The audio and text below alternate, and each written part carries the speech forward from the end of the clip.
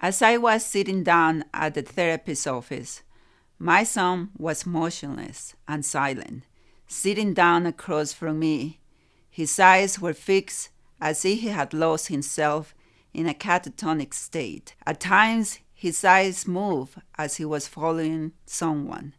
He was asked if he was seeing shadows. Yes, he said. Later on, he was admitted to the emergency room. I could not believe that this was happening to him, to us. You see, in January 2008, my son had fallen into the shadows of his bipolar disorder. In those days, he spent numerous hours in front of the mirror and in isolation, and he was irritable and having suicidal tendencies. In my desperation, I called his doctor numerous times and no response. I managed to take him to the therapist's office, and that is how we landed in the emergency room. I spent the following days asking the simple question, how the hell did we end up here? What had I done wrong? I was just doing what the doctors and professionals were telling me to do. I realized that what we were doing for the past few years was not working for my son. He was not getting better, and his disorder was not managed properly by the doctors. The side effects of the medication he was taking at that time were greater than the benefits. They were messing up his head. Indeed, they were. I choose to say no to psychiatrists and to the world of pharmaceutical drugs. I found other ways to treat and manage his bipolar disorder.